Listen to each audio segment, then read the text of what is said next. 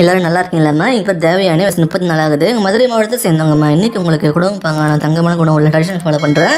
ஒரு நடுத்தர பெண் வரந்தம்மா கொண்டு வந்திருக்கேன். நம்ம சேனலை தொடர்ந்து பார்த்துருந்து சப்ஸ்கிரைப் பண்ணாமல் சப்ஸ்கிரைப் பண்ணி வச்சுக்கோங்கம்மா. அப்போ தான் புது புது வரங்களை மிஸ் பண்ணாமல் உடனடியாக பார்க்க முடியும். இவங்க இந்து மதம் சொல்லியிருக்காங்க. ஜாதியும் பார்த்தீங்கன்னா ஆதி திராவிடன்னு சொல்கிறாங்கம்மா. ராசியும் பார்த்தீங்கன்னா தனுசுன்னு சொல்லியிருக்காங்க. நட்சத்திரம் பார்த்தீங்கன்னா பூசம் சொல்கிறாங்க. இப்போ இவங்க 2ஆம் திருமணத்தை அவன் பார்த்து வராங்களாம்மா.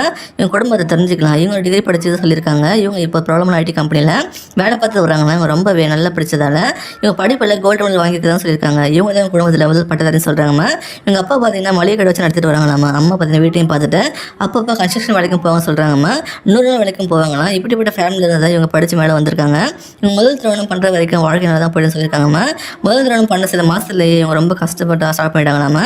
இவங்க ரொம்ப டார்ச்சர் பண்ணியிருக்காங்களாம்மா. அதுவும் இல்லாமல் இவங்க ஜாப் விட சொல்லியிருக்காங்க. இவங்களுக்கு தனிப்பட்ட முறையில் எதையுமே பண்ண விடலன்னு சொல்கிறாங்கம்மா. இவங்க கிட்ட நல்ல வேலை இருந்ததால் துணிஞ்சு முடிவு எடுத்து தனியாக வந்துட்டாங்களாம்மா.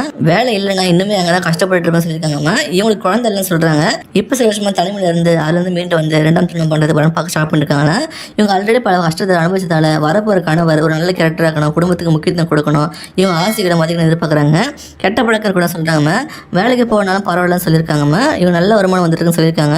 இவங்களை கஷ்டப்படுத்தாமல் நல்லபடியாக கடைசி உண்மையாக சந்தோஷமாக போய் எதிர்பார்க்குறாங்க. இந்த மாதிரி நல்ல குணத்தை கிடைக்கிறது மிகப்பெரிய விஷயமா. இவங்க எதிர்பார்க்குற மாதிரி இவங்க நல்லா இருக்கணும்னு நினச்சிங்கன்னா நீங்கள் அடுத்த ஸ்டெப் எடுத்து வைக்கலாமா. இவங்களை பிடிச்சிருந்தா இந்த வீடியோக்கு லைக் பண்ணிவிட்டு ஒரு பத்த கமெண்ட்ல சொல்லுங்கம்மா. அடுத்த வாரம் பார்க்க இப்போ ஸ்க்ரீனில் வர அந்த லிங்கை கிளிக் பண்ணி பாருங்கள். வாழ்க வளமுடன்.